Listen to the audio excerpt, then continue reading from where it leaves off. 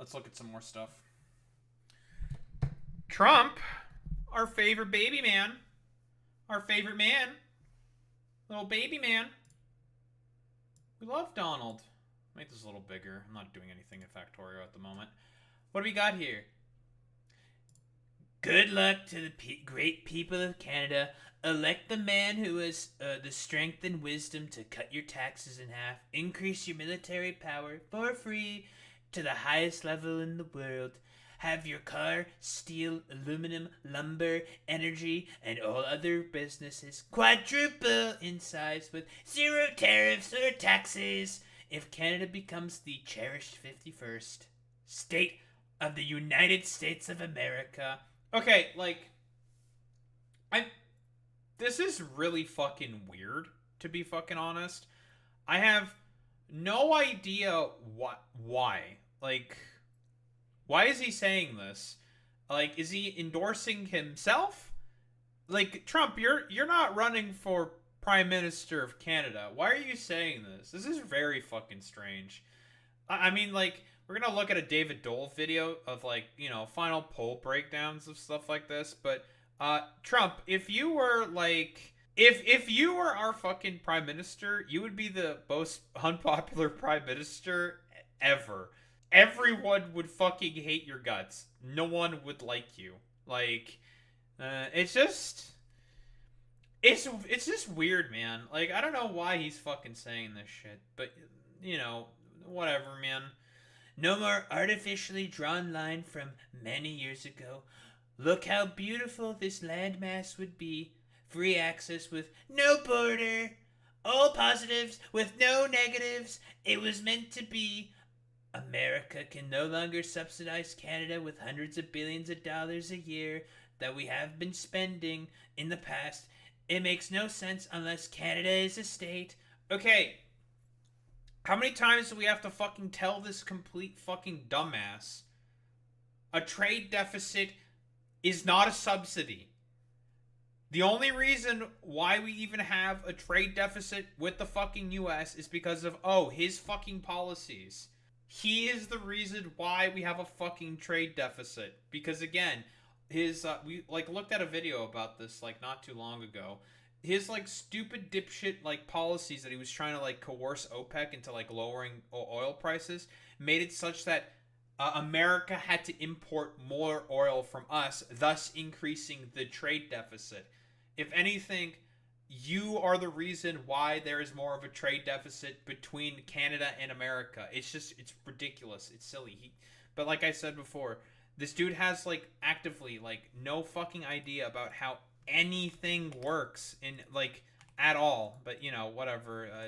I've talked about the consequences of all this like crap before, like the consequences of like poor education in America and stuff like that are like huge reasons for as to why like it's basically become like this in America, and people like Trump can easily get into power. It's just silly, man, because he doesn't know what he's talking about. It's just like bluster, words, like bleh, bleh. Like, what does any of this mean? I don't know. It's just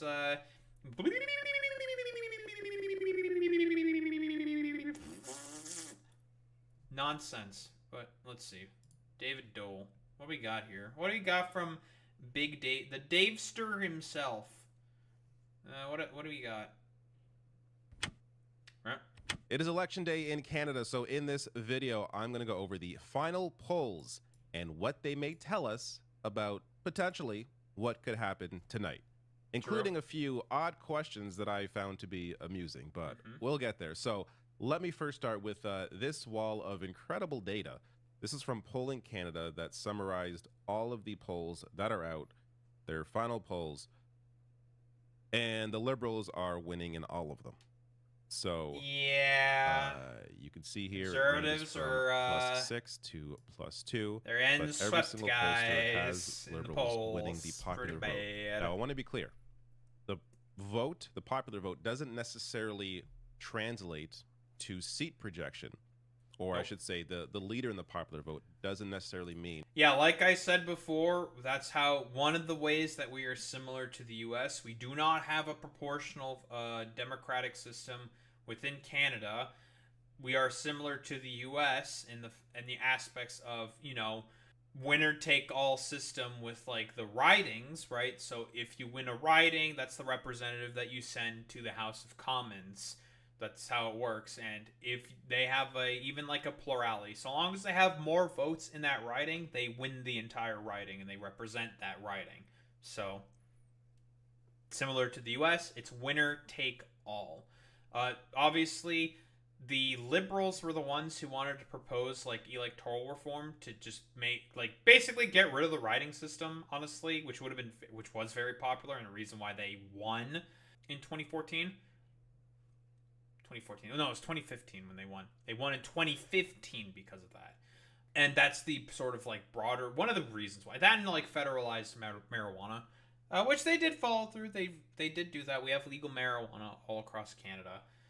But generally speaking, like right now, like we are witnessing generational fumble of the Conservative Party. That's really what it is. But yeah, yeah, it's recreational everywhere. We have dispensaries all over the fucking place.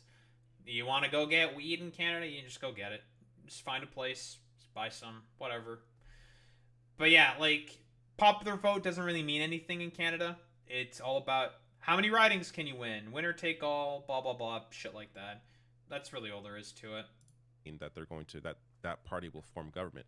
But when it comes to the liberals, it often does. As the way the conservative vote is concentrated, conservatives tend to need a few point advantage in the popular vote to be able to be in a position to form a government, whereas the liberals have been able to win or have been able to form a government even when they've been down in the popular vote. But that said, this is where things currently stand with all the pollsters, but I want to dive into a couple. Are the polls typically this much in agreement? In Canada, not really. I mean, it can depend on the pollster. I don't know as much about like Canadian polling. I'll be quite honest. Are they typically this much in agreement?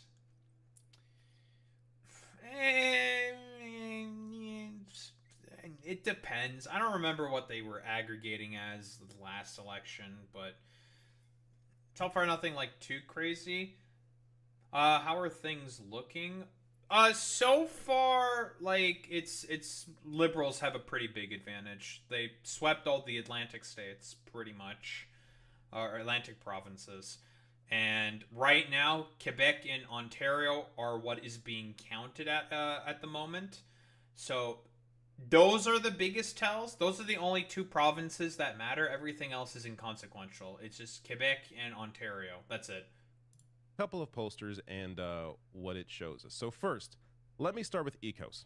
Now, this is the last election. I want to show you this for a reason. 2021, where they predicted liberals heading to form government, which they did. That was in 2021. This was their final poll showing the liberals sitting at 32.6%, though they do say here that they want to be judged on their likely voter model, which said 32.5. What was the result? 32.6%. They were bang on with their national results, their likely voter. And yeah, see, here's the problem, dude. Like, the NDP, they do poll pretty well, generally speaking.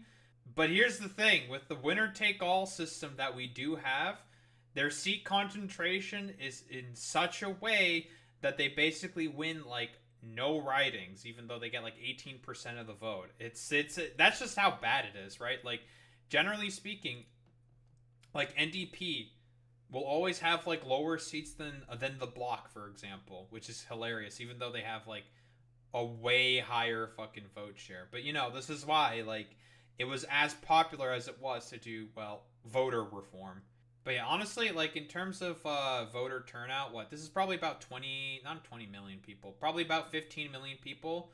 Our population is about 30 million, 35 million, so about half turnout, and like depending on like say a third of that is like kids. So I think there's about like 20 million adults or some shit within Canada, maybe less than that. It's not terrible in terms of turnout. Very rough numbers, but whatever. Or their prediction of the conservatives was off.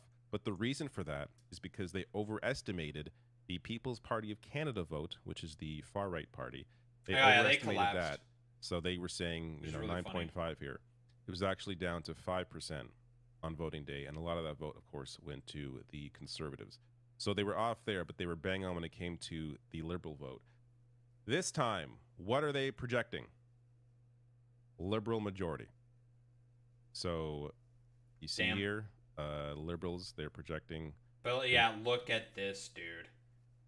Half of the voters gone from the NDP. Just a complete fucking collapse. It's insane, dude.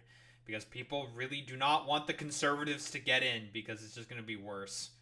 Like, way fucking worse. To sit at 43.6% of the vote, like, with the conservatives. Because people, broadly speaking, they understand, like, hey, like, the fucking, like, conservatives aren't going to do shit about Trump.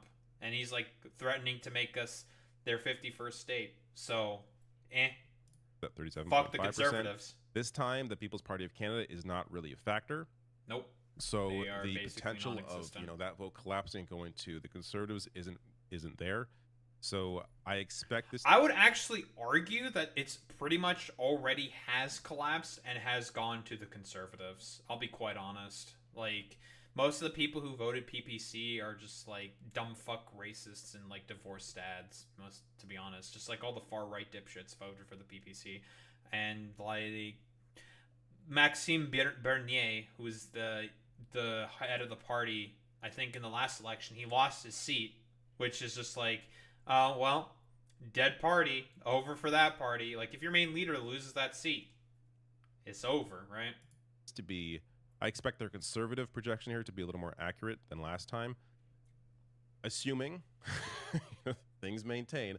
Of course, there may be an invisible conservative vote where the people, that have never silent voted majority before are all going to come out to vote for the conservatives. As we all know, the silent majority of conservatives. But these are projections. This is the data that we see right now. Things, of course, can change, but this is how things currently look. And this projects out to be a seat total of 184 for the Liberals, which is a majority. Majority is 172, so anything above that is just gravy for the Liberals, so comfortably in a majority here. And the Conservatives at 133. The NDP vote collapsing completely down to only 6 seats. Bloc Québécois at 18 and Green Party at 2 seats. Now, even the Bloc's like seat total is they're also collapsing as well, which is crazy. What, they had about 32 seats. It's got slashed in about half. It's not as bad as the NDP. It's projected that they're losing about 75% of their seats. Crazy. I mean, in that video we covered before from God, what was his name? The one dude who talked about Trump breaking populism. I forget the name of the channel. This is kind of like the causticness and the sort of the snake catching and eating its own tail, right? Of just how much people just hate the conservatives because it's just like they're stupid, dumb fuck, LARPer idiots, and people just hate Trump that much. And I've had this take, I've given this analysis before, and it's the dumbest reason why there were like a lot of liberal voters that were going to vote for conservatives. The reason for that is because there's like, well, we're tired of Justin Trudeau being in power, and it's seeming like nothing's really changing, and there's an affordability crisis, which there is in Canada.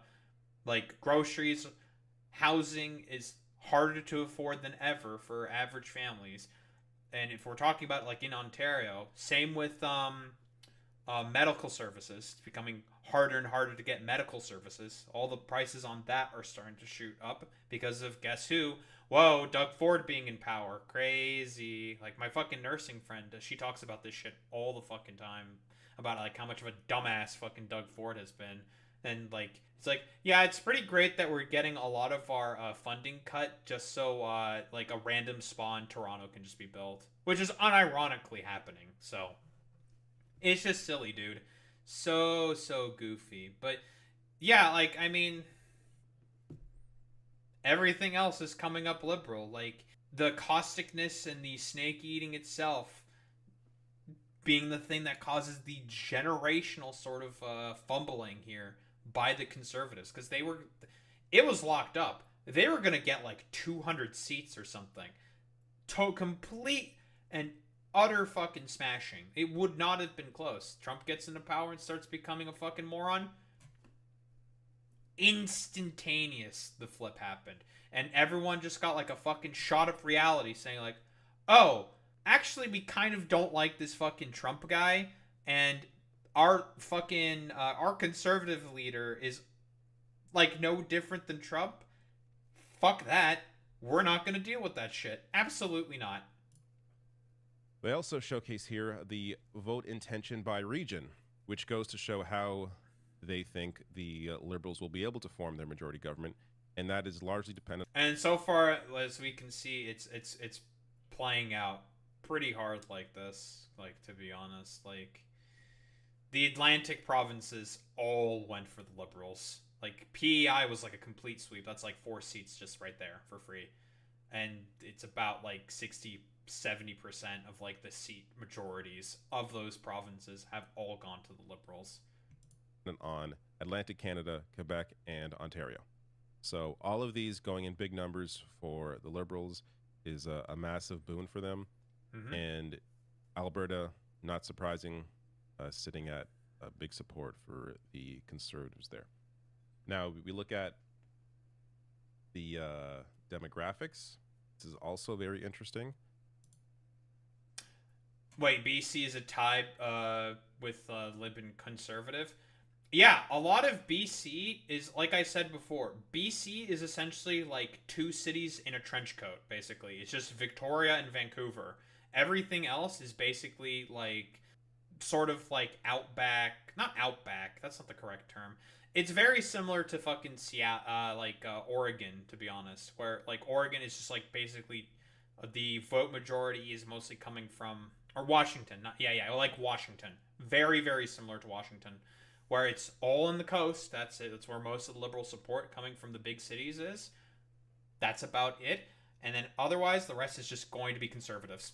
All conservatives. And probably some of the most insane fucking motherfuckers on the planet.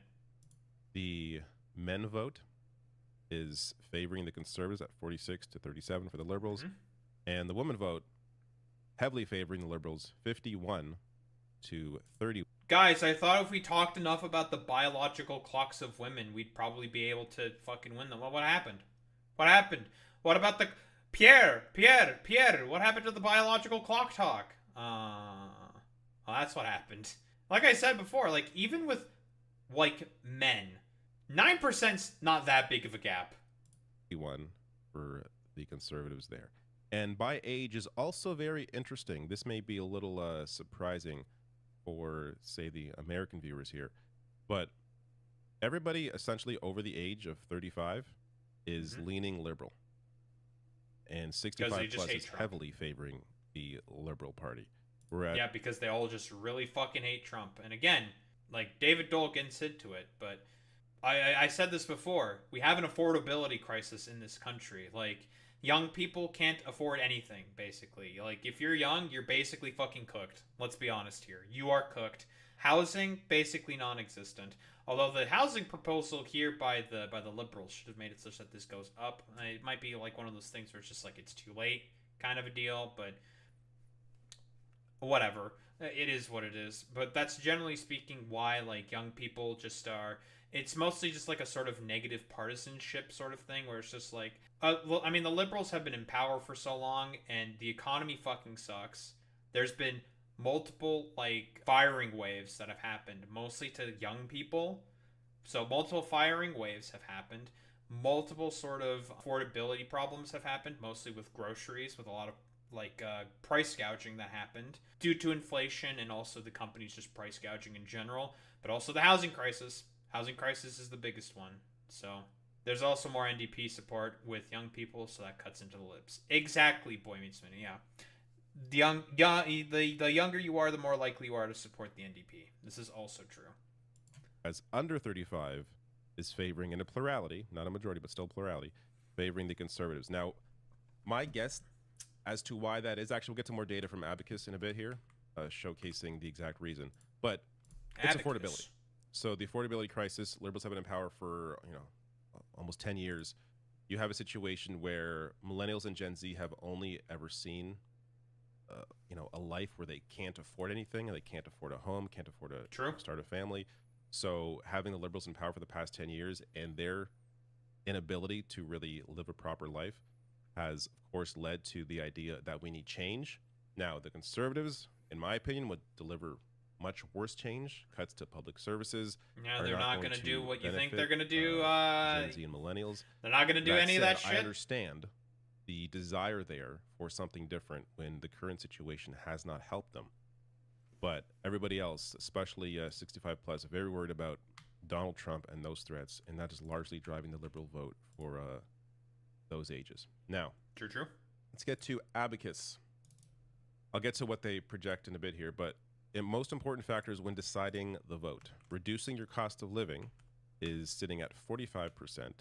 Dealing with Donald Trump and the impact of his decisions sitting at 30%.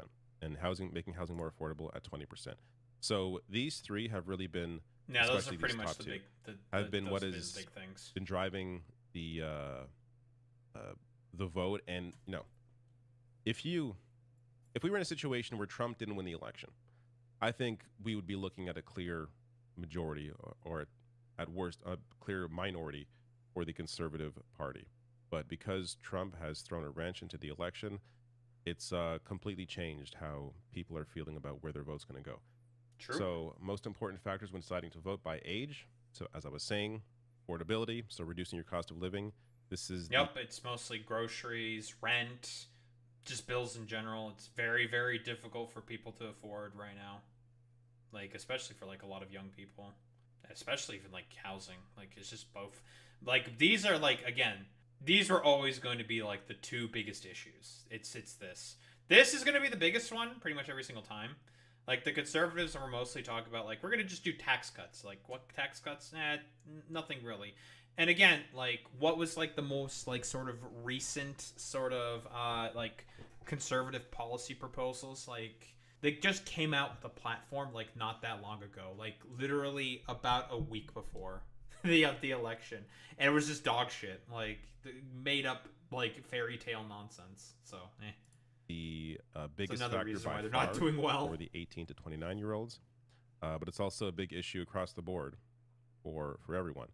But dealing with Donald Trump is a major issue for those 60 and over, and that has led to largely their support for the Liberal Party.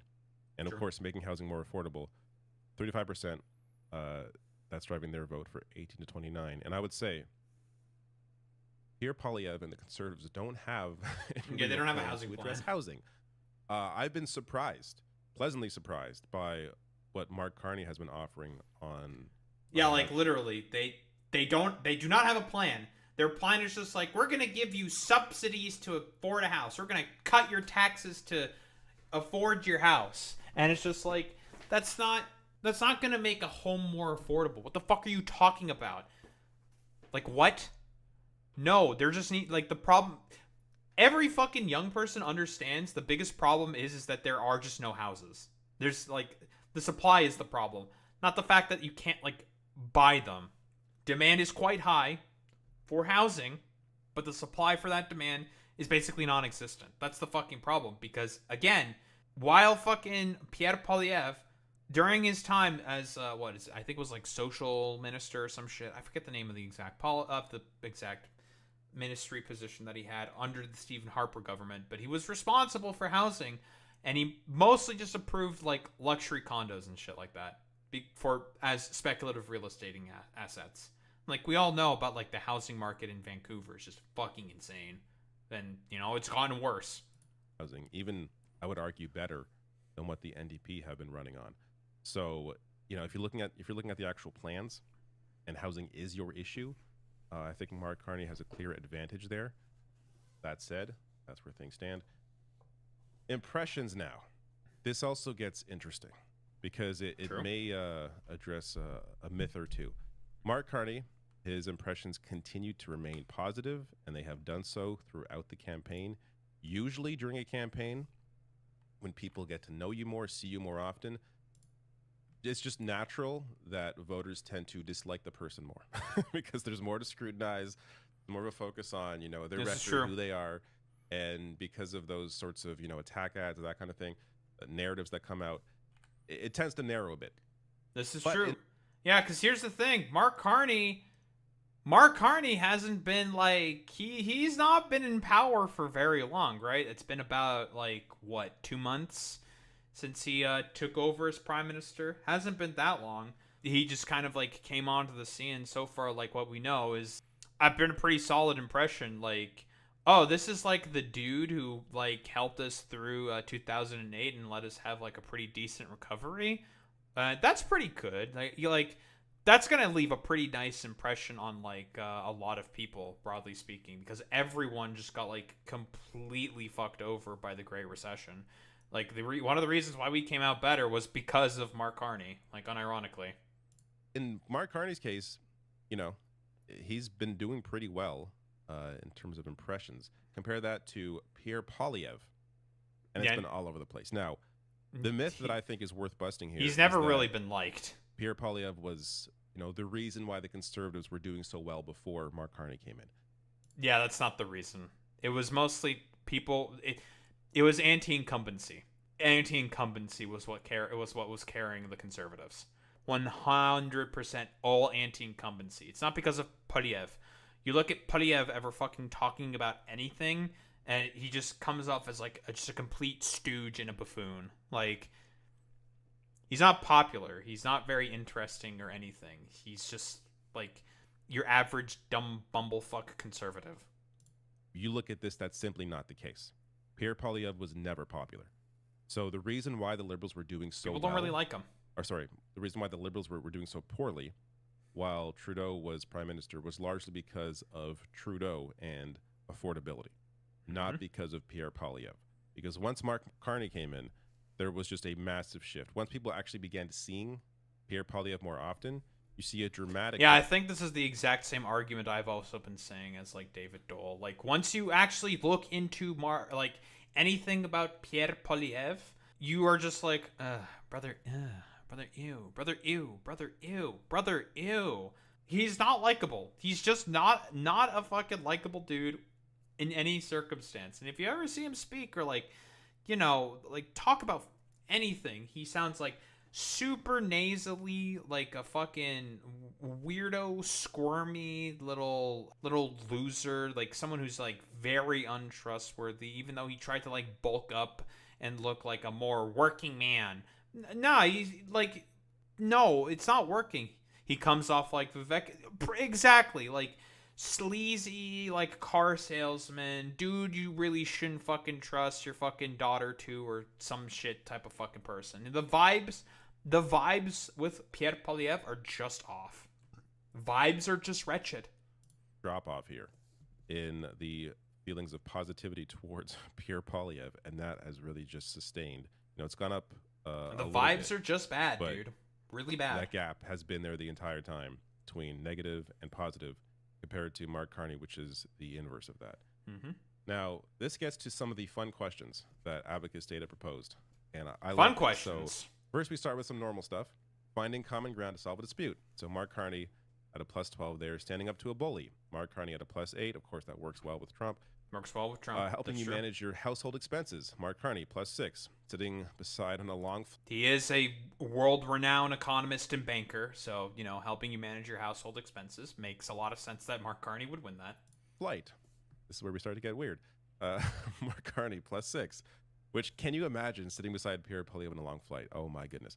I can only imagine. I feel like with Mark Carney, he probably would just like kind of sit there and just be chill, like have a nap. That's really about it. I feel like with like Pierre Polyev, if you were to sit beside him in like a long flight, and maybe he like start talking about like, if I go outside and stick my hand out of the window, maybe I'll capture some of that electricity. Because let's say you're like flying through a thunderstorm or some shit. I'll capture some of that electricity and use it to power the plane or some fucking stupid shit. I don't know. Captaining a ship through a rough storm. All right. Mark Carney +5. Hosting the best party. Not really sure why that's important, but Mark Carney +1. Putting out a kitchen fire. Sure, man. Pierre Poilievre +2. I would love to know the reasoning behind some of these choices. I like that the don't know is kind of growing here as people are like, what kind of question is this? They're not even really responding. Nice. Putting up a shelf. Pierre Poilievre +6. Yeah, I mean, even the don't know there is really, really funny, but it's got the plurality. Can't imagine why. I attribute this completely due to his makeover over the past 2 years. You look at Pierre Poilievre, 5 years ago, 3 years ago. He looks very different than how he looks now. And there's been an intention to make Pierre Poilievre look more relatable, look more working class compared to who he was before. And that's never gonna happen. You listen to him fucking speak. It's like, like I said earlier, brother, ew, brother, ew, brother, ew. Has apparently worked on some people. My answer to this would be I don't know, because who knows? Also, who cares? But some funny questions. Actually, me. I would. Impressions of Donald Trump. I think this is important to note. Yeah, we fucking hate him. Yeah. Negatives have just continued to increase, and that really even before all the stupid dumb fuck rhetoric, where he's like getting more boisterous and aggressive about it. Like, we did not like him very much. Broadly speaking, a lot of people do not really like Trump at all. The only people who like him are like weirdo, like Albertan fucking separatist types. That's it. It's just the weirdos in Alberta. Stabilized over the past but otherwise, yeah, we fucking hate this guy. Trump. Though, as I went to record this video, there's a new Truth Social from Trump talking about Canada. Yeah, I will see if I can fit that into one extra percentage different point. video. But it has sustained the hatred of him at 77%. I don't know who these weird Canadians are. It's 11%. It's Alberta separatists. Easy. Trump, there you are. LARPers. Texas and LARPers. Here is their projection. Final popular vote estimate. They're saying 41% for the Liberals, 39% for the Conservatives, and NDP sitting at 10%. All right. Let's get to the aggregate. This is CBC's poll tracker. Brings in all the polls. We love aggregates. To create averages. This is their final result. Mark Carney and the Liberals are sitting at 42.8% of the vote. Conservatives and Pierre Poilievre sitting at 39.2% of the vote. This projects to a likely Liberal majority. We love the Liberal majority. So epic, seats. so good. Worst case scenario for them is a minority. Best case scenario for the Conservatives is a minority, but they're hovering around 125. And they're writing I really don't think that's going to happen. Majority, 19% probability of the Liberals winning the most seats, but not a majority. 10% probability of Conservatives winning the most seats, but not a majority. And 1% winning a majority. So, their breakdown by province as well. We love the provinces. Very similar to what we saw from ECOS with Ontario and Quebec and Atlantic Canada really doing the brunt of the work here for. Yeah, like I said before, if you win Ontario and you win Quebec, like, it's over. Like, you're not in Canada, you win those two provinces. Like, sure, I mean, you can also talk about Atlantic Canada. Like, there's a good chunk of seats there, but it's these two that matter the most. Like, 78 seats, the second highest amount, and 122 in Ontario. That's where it's the most. But this is what's going to be doing. These two are going to be doing the carrying. The Liberal Party, and you see over time how it's changed. Liberal support has come down a little bit over the past several weeks because it is natural in a campaign when there's more ads and attacks that it's going to have an impact, but it hasn't really changed the Liberals' fortune. God, just a complete collapse of the NDP. It's crazy. Majority. So that is where we currently sit as of 11 a.m. Will things shift dramatically over the next few hours as people go out to vote? We're going to have to see. This is probably not. Anything is hypothetically possible. Video on this? I think I mentioned it in a recent video. But the highest turnout, record high turnout for a Canadian election, or I should say record high early vote turnout for a Canadian election, 7.8 million, 7.2 million Canadians have already. Yeah, that is a record turnout. I think it was mentioned. I think I mentioned that earlier in the stream. I think that was mentioned earlier in the stream. But yeah, it's like 7.5 million or something. It was like an increase from 5.8, I believe, which is a big increase.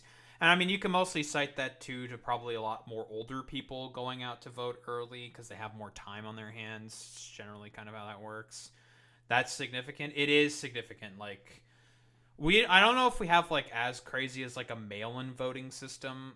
Probably not. I don't think so. As like in comparison to the U.S., I don't think it's like as like sort of prominent in comparison to the U.S., but it exists broadly speaking. It's mostly like the early voting is what's been pretty crazy. Like increase of 1.7 million early voting is a lot. Like, and if those numbers are up for the Liberals, that's generally bad news for conservatives. Voted, which is a 25% increase from the last election. So people are eager to come out and vote in this election. I can't wait to see the final totals on that. It's gonna be interesting what to see. Percentage of Canadians came out to vote. I expect it to be a high percentage, largely again due to the situation that Canada currently is in with the threats from Donald Trump and the urgency that people feel with this election. So what are your thoughts on? Yeah, pretty much on the money here from David Dole, as always. You know, we love our Canadian correspondents. I mean, I always say I'm a Canadian. I don't look into as much Canadian news because, well, that shit's pretty fucking boring. I'll be quite honest. But hey, you know, we have an election. Gotta look into this shit, you know. Yeah, broadly speaking, like, we have, like, a pretty good understanding why Pierre Poilievre is just, like, fumbling the bag and the Conservatives are just fumbling it, dude. Like, we know why they're, broadly speaking, very, very unpopular. Like, they're just, like, they're not able to get rid of the fucking Trump stink. That's the fucking problem. And the Liberals have done a pretty effective job at just messaging saying, like, hey, Pierre is like a fucking Trump loser. Completely, utterly, like, captured, I suppose. I guess you could say captured by, like, the sort of, like, Trump cult-like following, I suppose. And that's why. 100% of the reason. Like, it's all just, like, fucking Donald Trump is being the main sort of, like, catalyst for as to why this is, broadly speaking, happening. Because dude is just, he's doing all this, like, stupid LARP bullshit saying we're going to be the 51st state. And, I mean, we looked at the Truth Social post. He still doesn't understand what a trade deficit is. He still doesn't get it. He doesn't get it. It's all the same talking points. And at least he didn't go with, like, Governor Carney, he's going to be our new governor or something. Because, I mean, if he were to do that, for example, he'd be throwing his hat into the, like, ring of, like, saying that Mark Carney's going to be the main guy who wins. But whatever. That's a whole other story. But the talking points he probably used are just the exact same bullshit. And we don't like him, and we don't like that sort of attitude. It's just like, yeah, besides, like, a lot of weirdos in, like, Alberta and probably in Manitoba, we do not want to be a part of the, we do not want to be a part of the United States of America. Like, literally, there was, like, a poll saying that it was about, like, 46% of Canadians want to be a part of the EU. Like, it's that bad, dude. Like, how much we just do not, we want absolutely nothing to do with the U.S. And I mean, like, as a consequence, like that one video that we watched before, like, Donald Trump, because of his, like, complete caustic influence and the sort of the Ouroboros, the snake eating its own tail, those are pretty much the main reasons why, like, for, like, the Conservatives, it's just, like, it's been looking worse and worse and worse for them. It's just that purely. But yeah, you know, generational fumble of the Conservatives and the Liberals as a result are going to be the main beneficiaries of it. And yeah, that's all that can really be said about that.